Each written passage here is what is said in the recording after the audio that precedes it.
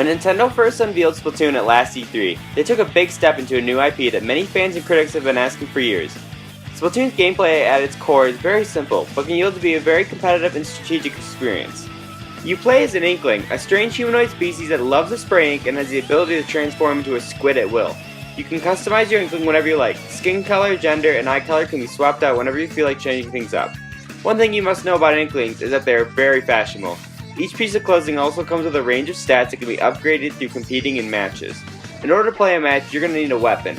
There are a wide array of choices that best suit your playstyle. Snipers for shooting distant targets, paint rollers for laying down tons of ink at once, fast fire rate guns for spraying ink everywhere, and tons more. All weapon classes are equipped with a sub-weapon and a special move that is achieved through spraying enough ink. Play around with each one to see which you like the best. Once that's all set up, you can head over to Inkopolis Tower to compete in online modes such as Turf War, where the goal is to have as much of your team's ink on the ground before the time is up. Or once you reach level 10, you can compete in Splat Zones, a King of the Hill style mode where your team has to control a specific area of the map while counter drops down.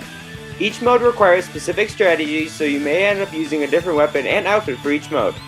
Even though both modes are very team-oriented, voice chat is not an option. While I personally wouldn't have minded the addition, I'm not too upset that it was excluded either.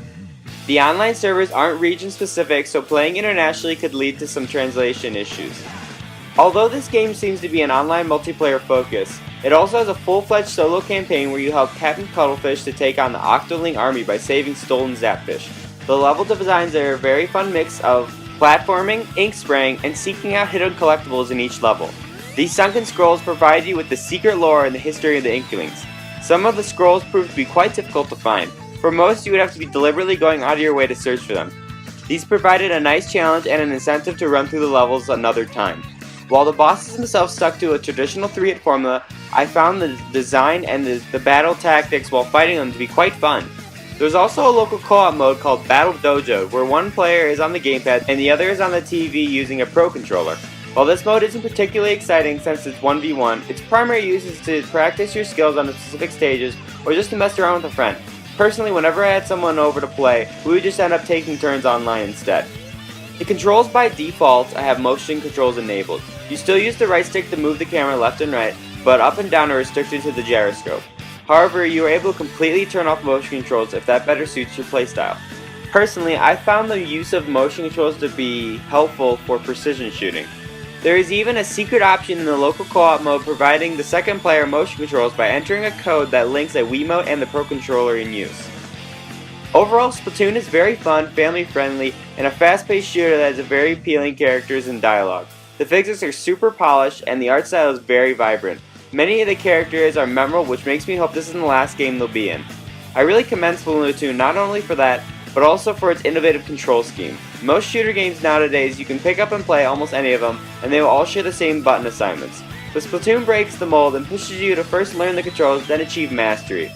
With all this in consideration, I have to give Splatoon 4 squids out of 5. While the game itself is finely tuned, I couldn't help but feel a lot of content wasn't ready for release. However, within the first few days following the launch, they updated the game with a brand new weapon, stage, and a whole new online mode. There's also been the promise of 3 more stages and 8 more weapons on the way.